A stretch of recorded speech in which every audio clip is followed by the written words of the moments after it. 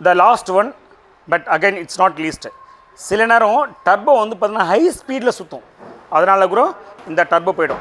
எப்போ ஹை ஸ்பீடில் சுற்றும் அப்படின்னா உங்களுக்கு இந்த டர்போ ஆக்சுவேட்டர்ஸ்லாம் இருக்கு இல்லையா, இந்த பாருங்க, இந்த ஆக்சுவேட்டர்ஸ் உள்ளுக்குள்ளே வந்து பார்த்தீங்கன்னா உங்களுக்கு அந்த எக்ஸாஸ்ட் போகக்கூடிய கேஸை வந்து கண்ட்ரோல் பண்ணி ஃபின்ஸ்லாம் இருக்கும், அதில் ஸ்டக் இருந்தாலோ இல்லை சரியாக டர்போ ஆக்சுவேட் ஆகாமல் போனோம் உங்களுக்கு இது ஓவர் ஸ்ட்ரெஸ் ஆகும். சரியா, அதாவது ஓவராக வந்து பார்த்தீங்கன்னா ஹை ஸ்பீடில் சுற்றணும், அதிகப்படியாக சுற்றும், அப்படி சுற்றும் போது உங்களுக்கு இந்த டர்போ போயிடும். ஸோ இவ்வளோ காரணங்கள் இருக்குது டர்போ ஃபெயிலியர் ஆகிறதுக்கு.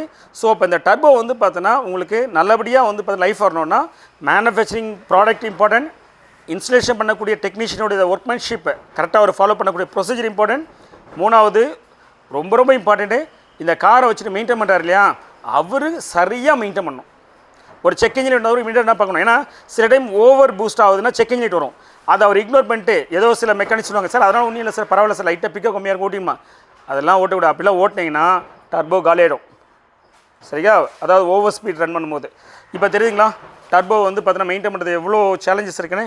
அதனால தான் நம்ம சொல்கிறோம், ஒரு 10 years ஓல்டு காரை நீங்கள் வாங்குறீங்க அப்படின்னா உங்களுக்கு வந்து பார்த்தீங்கன்னா நேச்சுரலாகவே வந்து பார்த்தீங்கன்னா இந்த டர்போ வந்து பார்த்தீங்கன்னா நேச்சுரல் ஃபெயிலியரில் வந்துடும்.